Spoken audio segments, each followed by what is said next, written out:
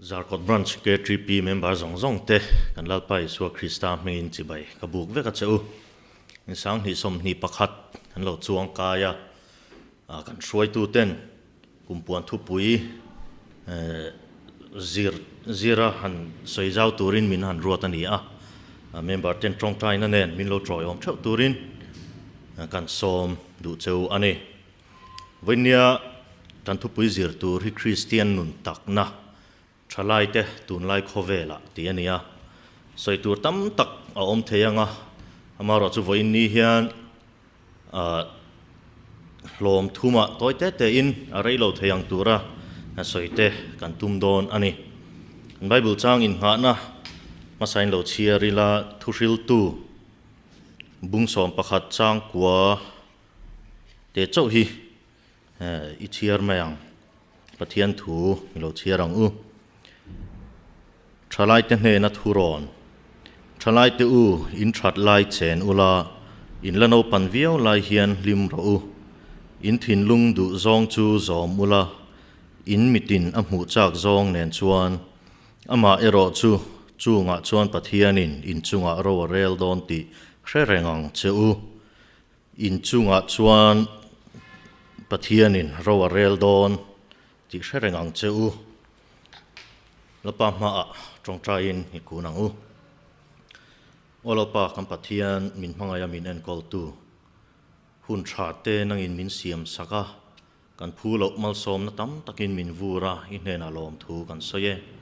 sang hi som hi pakhat kan lo chuang kaya lapa ke ni CKTP member te kan ti dan pa ngai anga in khom te ti thei lovin hun mang ma ila hetiang anga lapa khovel thiam na te mang trang kaya hun nei thei tura hun tha min pe ka wang hian kan lom alom thu kan soyani voinia kan hun man te nangin minom pui lamal min som turin ikudro puya kanonin kolti re ifapai so Krista mingin chung chu kan dile amen so tran hal deuh mop meila ama sabera chuan information technology le postmodern khawvelah ti ani ni tunlai khawvel hi Thalaite khawvel ti in mithiam te hian an soi thina a chen tu te chu Thalaite an ni ti na ani maya chung Thalaite omzinga chuan mithiam tak te anon chuak zela thiam na sang jok te ron hu chuakin thil tha tak te ron siam chuak thina ni keini hun kil khor tak India rama po kil khor berzinga oma po hian chung an thil mu chuak khawvelina an boi pui mup te chu kan lo mang ve thei ta zela kan lo nei phak ve ta zela ni tiang hi khawvel ma son na ina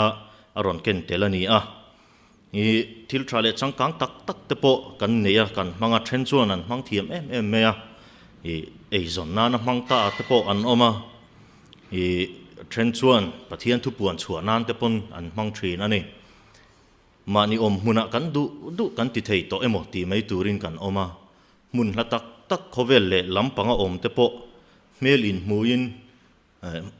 muna in bia ang main chu tiang chuan kan in betei to kan thiam na ten chu tiang ang ti thei tur chuan hun aron mang chho zelani heng kara hian a mang thiam lo te nun hi atla chena sa em thina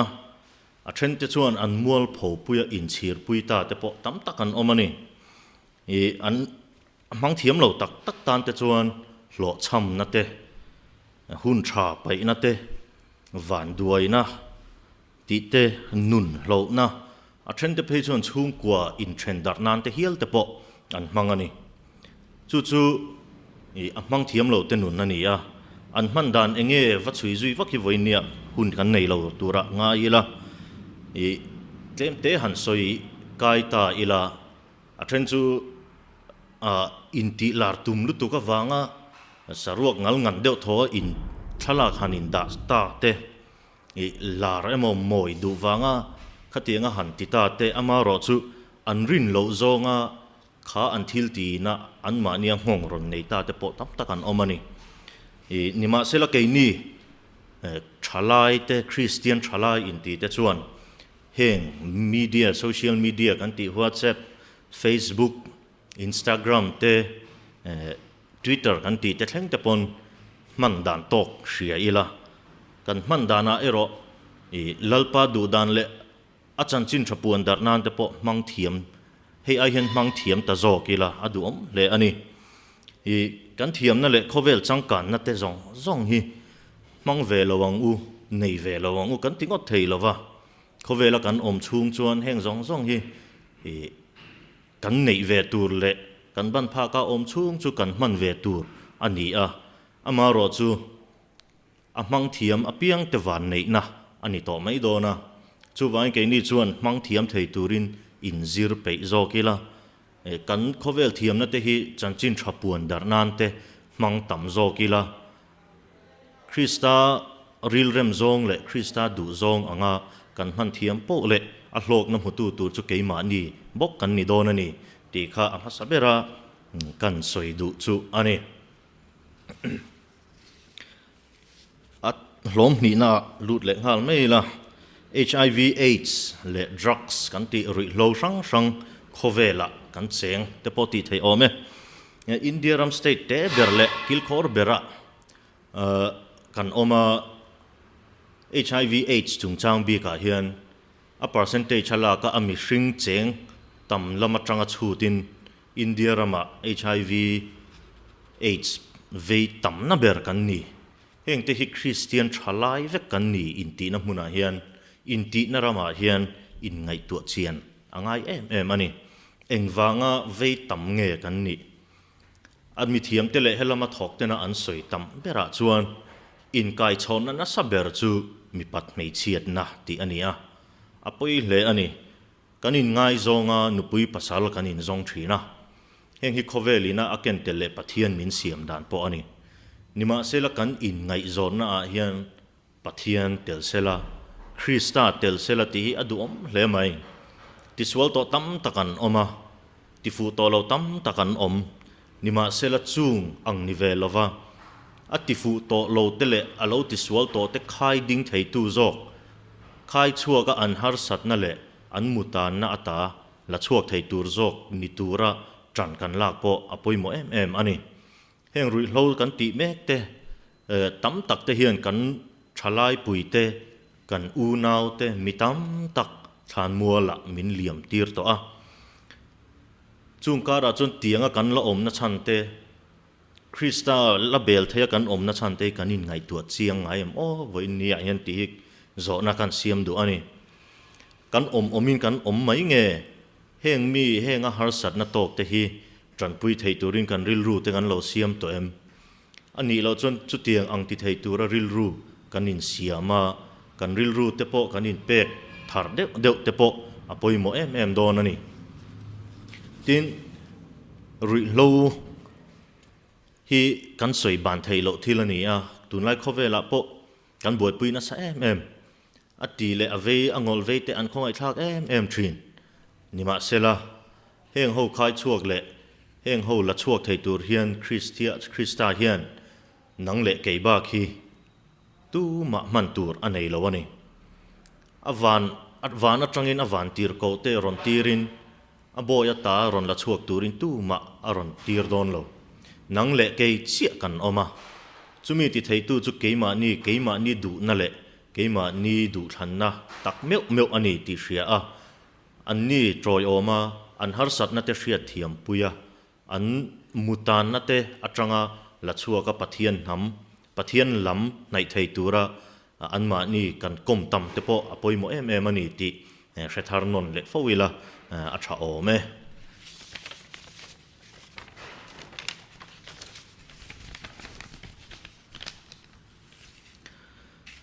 a pathum na le atop na beratan chuan danglam ngam thalai te ti ani kan han soita kan khan danglam ngam ni hi alo poimo don hle ani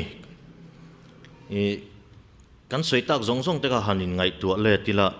kan ni tin nuna hian nun tak nei kan ni na te alo lang chuak thinem ti te po in ngai tu ila a thawme mi then kha chu thian te ti wanga an ti ang ti ve mai te an lo om le fo thina a then te chuan ka ko ran le khotlanga kan tho pui te emo kan thian te kan hroi tu ten min mu chuang lo an ti wang ringot ten an thian te ti ang iti mai te ang thil thalo sual lam lo ti mai te lo an ching fowa an ti fo thina hi apoi em ani atur tur le a ngong tu a ngong na tur chu an ma ni bok ani ti hi anin ngai tur thlen lo wang te po ani mai theye ke ni chuang kan ti ve lo apoi mo a tu man min mutu helai mi hringa hian om lo ma sela min mureng tu Krista pathian kan nei rengani khoi hmuna po om ma ila min murengani ti kan hriat renga poimo pathian hi bum thei ani lova mi hring kan lo bum ani pon pathian hi eng tika ma kan bum don lawani kan that lai kan wang lai hian har sat na tam tak kan to kanga Krista kan nai na le arong kan bol na akonga har sat na tam tak te po kan lo tok mai thei nima sela chunga chuan danglam ngam ni te po apoi mo em ani thian ten min lo somin kan chak zong le kan du zong ngoya min lo somin ti ve tur ten min lo ko ma sela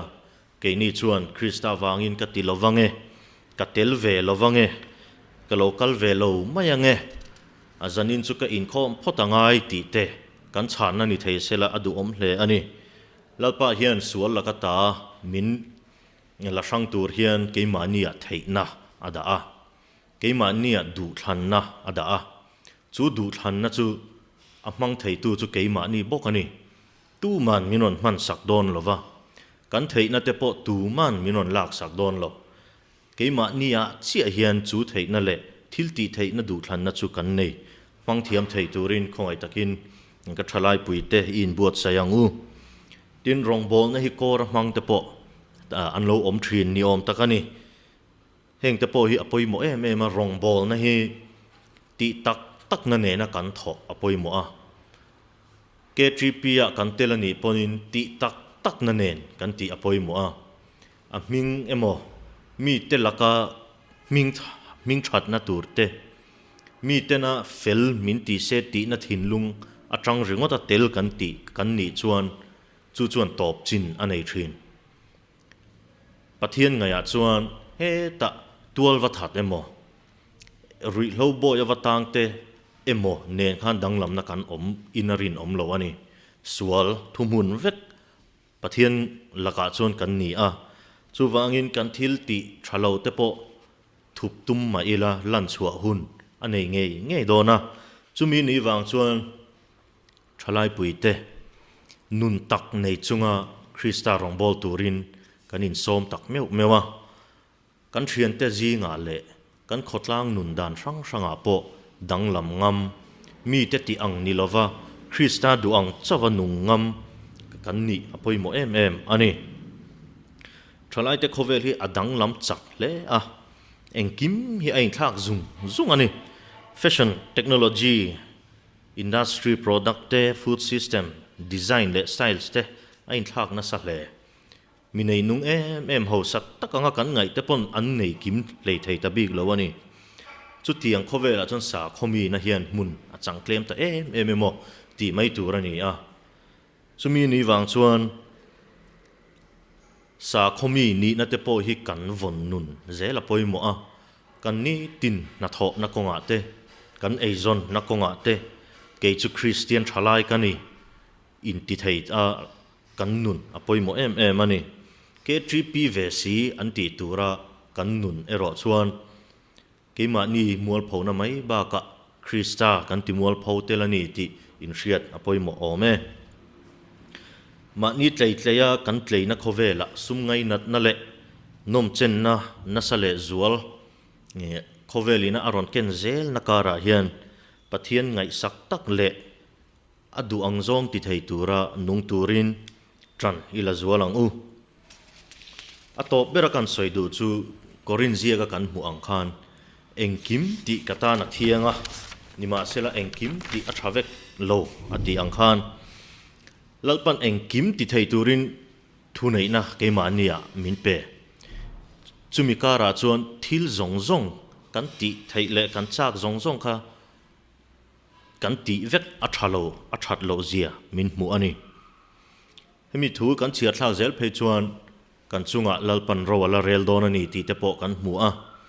chuwangin kan lalpan kan chunga rawa rel huna alam kan thena anen kan thlen thei na turin kan du than na le kan ngai tua na te a hian chiang ila kan ta na thatur ani le ni lo te po in ngai tua non fo ila kan thil ti tur kan ti pui tlin main Krista lom zong ani angem adu ang zong ani angem ti te po kan ngai tua masak apoi mo em ani chu du than na dik le ngai tua na phim pu a Kristan nai thei tur a kan nun apoi mo a eng kima kan thil ti na ate bera tanga alien ber thenga hian Krista kan rona ama kan da masak apoi mo em a chutiang kan lo ni a chutiang anga lalpa lam kan hnaya lalpa kan lo da masaka kan da poi mo ber theina turin kan thu soite lalpan kan zatan malmin som sakro se